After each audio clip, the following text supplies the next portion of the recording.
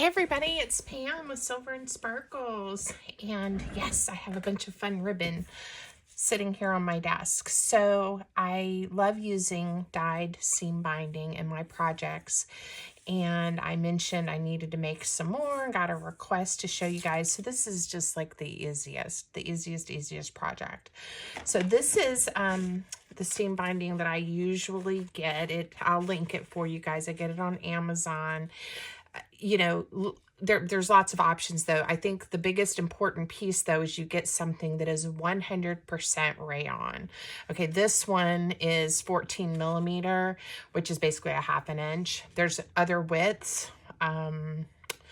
This is 100 yards, so this one goes a long way. It's not the cheapest ribbon, but again, you can shop around. I think it's wonderful and I love it. So this is what I use. There's also like a natural color, and I've heard some people say that they really like how it dyes as well. I've just always gotten the white. So that's the main thing. And then you really can use whatever.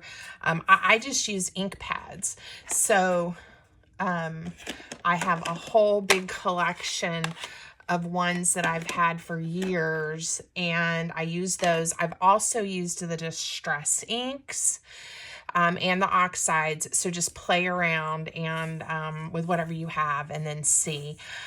These are all the same brand. These I just did before I got on camera, and we're going to do some together. They're not completely dry. I used my hair dryer on them, and I'm going to let them finish drying the rest of the way.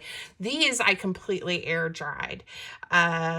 And you see there's a lot of crinkle in there. So if you're impatient, use your hair dryer. If you want to use a heat gun, I would just be careful like not to melt the ribbon. I don't know if these will crinkle up more. I don't mind them. I like them both ways.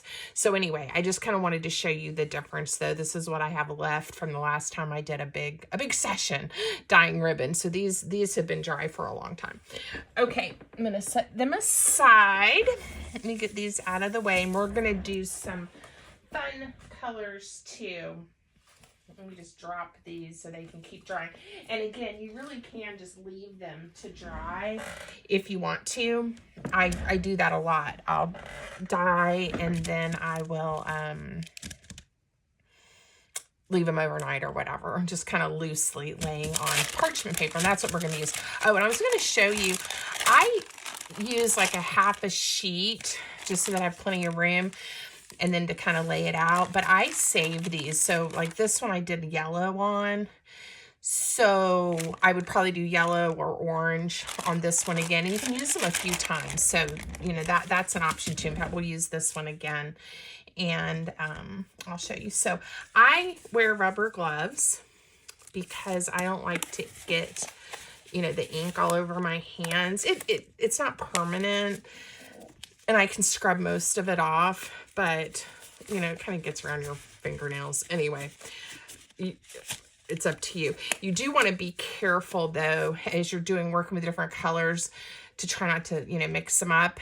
I keep an old towel that I don't care anything about in my lap to wipe my gloved hands on, and the ink always washes out of it anyway. But if you're not sure, use a paper towel or something. You don't mind if it gets stained with ink. Okay, what are some other things?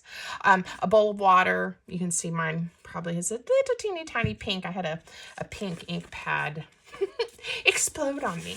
So if I know the colors that I'm using because I've used them before and I know I like them. But, if you're trying this for the first time, like I said, the seam binding, I think this is like $20 or $22. So, again, you get a lot. But if you're not sure you're going to like the color, maybe do just a small piece. And then if you want to do more, do some more. That would be my suggestion. But let's do... I've got a different yellow that we'll try. So I just kind of ball it up, toss it in the bowl of water, just like that. There's no, again, method to the madness here. And just squeeze it out really good. The water, and is my understanding, is what kind of makes it crinkle up, right? So then I take my ink pad. This one's Daffodil Delight. And I just rub it you know, however you can rub yours to get ink to come off on this parchment paper, just like that. And the yellow on the brown parchment paper is probably hard to see. We'll do a different color here in a minute. Now, this one is quite bright, and you can, of course, so you still see a lot of white. You can always, of course, leave a little bit in there if you want to, but I may have to, you know, a few times play around, dip it in. And if you want a little bit of that variegated look, like I said, don't use as much ink and just play with it till it gets to a color you're happy with. I was also, yellow is a good one for me to also show you this. So that's a pretty light yellow, a little bright, but it's very pretty and it'll be great for spring. But let's say I wanted to add a different yellow to just change it up a little bit. I can just, this one's called So Saffron. And these are, like I said, I don't even know if Stampin' Up! I doubt they even make these colors anymore. But you can always just add another tone to it and get a little more of a variegated look. Can't really see it on this one.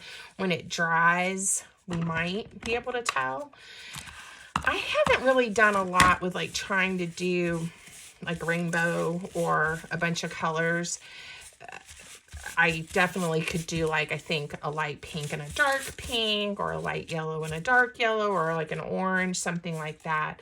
But see how there's still quite a bit of white in there? And I kind of like that.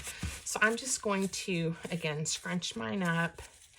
And then I pretty much just lay it like that and then let it dry. Okay, I told you guys this was easy. This is not rocket science.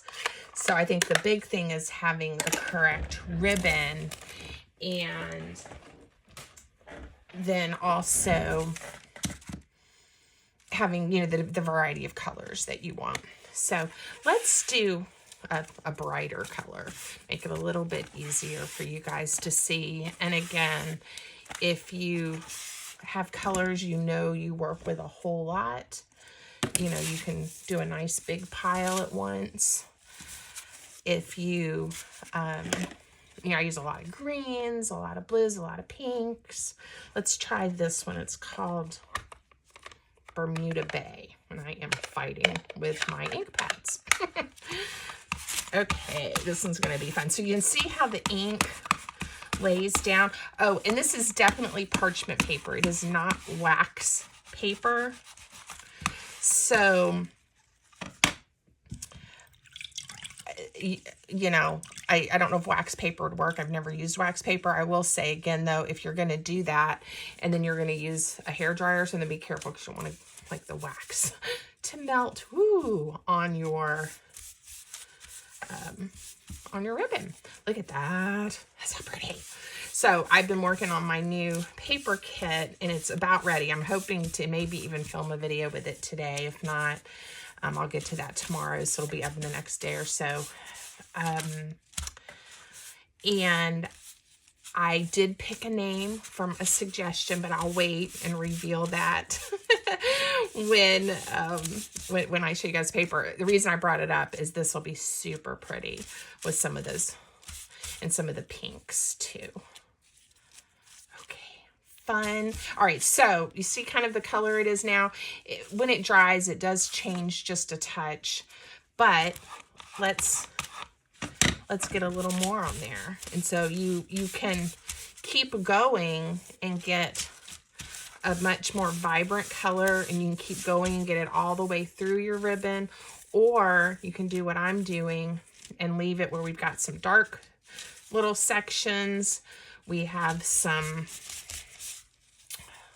sections that have more white and are a lighter Bermuda Bay color. All right, I love that. All right, again, if you want it to be dark, though, just keep going. Okay, so I'm going to set that one aside, wipe my hands off. And this is really, I mean, all there is to it. And I know you can also, I know there are sellers on Etsy that sell ribbon that's been, you know, hand dyed in you know, different ways. But you really can make your own if you have some ink pads and then the ribbon. So I wanted to do, I have not done this color, and I just decided to use a lot of my ribbon, but it'll be okay.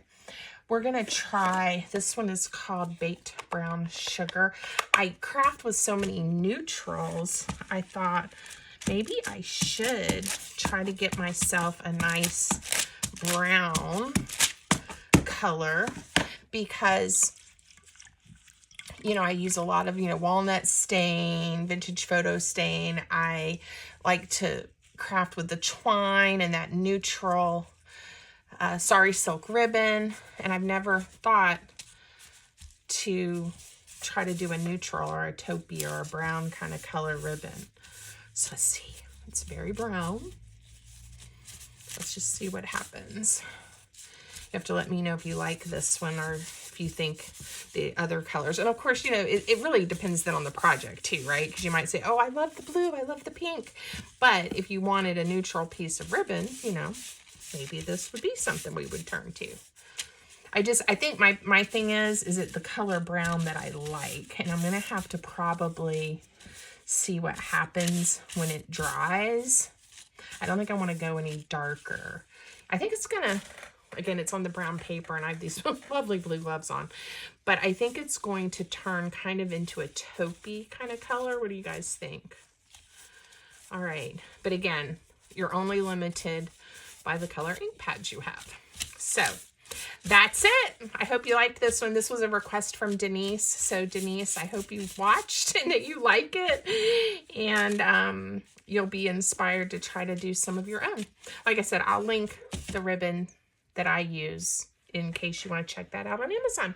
Thanks everybody, and until next time, I hope you have a great day.